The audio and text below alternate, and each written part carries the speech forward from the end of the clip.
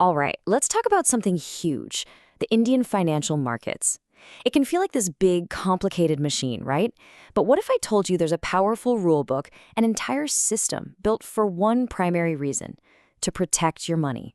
So, let's get right to the heart of it. I mean, that's really the only question that matters, isn't it? When you put your money on the line, you have to know the game is fair. Think of the stock market like a massive, high-stakes sport. You need referees, you need clear rules, and you need a way to know that nobody's cheating. So, who are these referees, and what rules are they enforcing? Here's the game plan for this explainer. We're going to look at the 5 key layers of this invisible shield. First, we'll meet the refs. Then, we'll flip through their rulebook. We'll dive into a really interesting case study with analysts, see how the field is being watched 24/7, and finally, we'll see how it all comes together to protect you. Okay, first up, let's meet the guardians of the game. Because just like in any pro league, you've got some powerful regulators on the field, making sure every single play is fair and above board. The head referee, the one calling the shots on the field, is SEBI, the Securities and Exchange Board of India. You can think of them as the market sheriff. If it has to do with stocks, bonds, brokers, or mutual funds, anything in the securities market, SEBI is the one in charge. And here's what's so important about SEBI's job. Look at this list. It's not just about rules for big corporations. It's all about you. Their number one job is protecting your interests. They do that by hunting down and banning insider trading, stamping out fraud, making sure your broker is legitimate, and even helping you become a smarter investor through education. Now, if SEBI is the referee on the field, then you've got to have a lead commissioner, right? Someone who makes sure the entire league is healthy and stable. Well, that's the RBI, the Reserve Bank of India. They're looking at the bigger picture. The RBI's job is to keep the whole economic stadium from collapsing. By managing things like interest rates and overseeing the entire banking system, they make sure everyone has confidence in the financial system as a whole. And here's the key takeaway. You can't have a fair game without a stable field to play on. The RBI provides that stability so SEBI can effectively regulate the game. All right, so we've met the refs, but they can't do their job without a solid rulebook. So what are some of the most important rules? Let's zoom in on one of the biggest fouls you can commit in the market: insider trading. Let's be clear, insider trading is just plain cheating. It's like knowing the final score of a match before it's even played. It's when someone gets their hands on secret, confidential information, the kind of stuff that can move stock prices, and uses it to get an unfair advantage over everyone else. It's one of the biggest threats to a fair market. So, who exactly gets flagged for this foul? The rulebook is really smart about this. It doesn't just say the CEO. The definition of an insider is incredibly broad.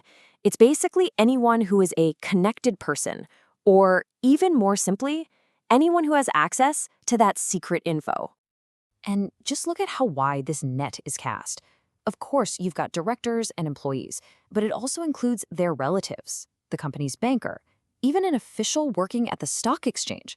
All of these people are considered connected, and they are all bound by the same strict rules. So what kind of info are we talking about? Well, it's any secret that if it got out would almost certainly make the stock price jump or tank. Imagine you knew a company was about to announce record-breaking profits, or that it was about to be bought out by a rival. That's unpublished price-sensitive information, or UPSI, and trading on it will get you in a whole lot of trouble. Okay, now for a really fascinating real-world example of these rules in action, let's talk about research analysts. You know, the people who write those buy, sell, or hold reports. Their situation is a perfect case study in how the regulations protect you from biased advice. This is the million-dollar question, isn't it? An analyst works for a big firm that gives you research, but that same firm might also be trying to get business from the very company the analyst is covering. So, is that buy recommendation truly objective, or is it influenced by a bigger business deal happening behind the scenes? See, it's a constant tug of war. On one side, you have what we all want, pure objective research based on numbers and facts. But on the other side, there's this massive potential conflict. The analyst might be getting pressure from another department to write a positive report to help land a lucrative banking deal. This is exactly where the rulebook steps in. So how do you solve this? One of the most important tools is something called a Chinese wall.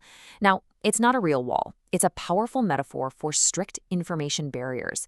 These are policies and procedures that physically and digitally separate the research analysts from the investment bankers inside the same firm to stop that undue influence. And the rules get even more specific to protect you. For instance, analysts are literally banned from trading a stock for 30 days before and 5 days after they release a report on it. This stops them from profiting off their own advice before you can. And crucially, their paycheck can't be tied to specific banking deals, and they have to tell you if they own a chunk of the company they're covering. It's all about creating independence and transparency. So, we have the refs, we have the rule book, but is anyone actually watching the game as it's being played? You bet they are. The exchanges have some seriously sophisticated surveillance systems running in the background looking for any funny business. The two main tools you'll hear about are GSM and ASM. The Graded Surveillance Measure, or GSM, kicks in when a stock's price is soaring for no good reason, when it's totally detached from how the company is actually doing. Then you have the Additional Surveillance Measure, or ASM. This gets triggered when a stock is just, well, going wild, with huge price swings and crazy trading volumes. In both cases, the exchange steps in and applies restrictions, like making it harder to trade the stock, to cool things down and protect investors from getting burned. Okay, let's bring this all together now. We've seen the referees, the rulebook, and the high-tech surveillance. So how does this whole system actually form a shield to protect your investments? It really boils down to 4 powerful layers. Layer 1, the referees, SEBI and the RBI, create a stable and fair playing field. Layer 2, the rulebook lays down the law, making things like insider trading illegal. Layer 3, specific rules manage conflicts of interest, so the advice you get is more likely to be objective. And finally, Layer 4, active surveillance is always watching, ready to flag and penalize any foul play. And this is the bottom line. All of these regulations, from the big picture stuff at the RBI down to the nitty-gritty rules for analysts, aren't just there for the sake of it. They exist to build a market that is transparent, fair, and trustworthy. A market where you can invest with real confidence. Look, knowing this framework exists is a massive advantage. It helps you understand the field you're playing on. So the question isn't just about who's protecting your money anymore. Now that you know the rules of the game, how are you going to play it? If you want to dig even deeper, the SEBI website is the best place to start. Thanks so much for joining me for this breakdown of market safety. I'll catch you in the next explainer.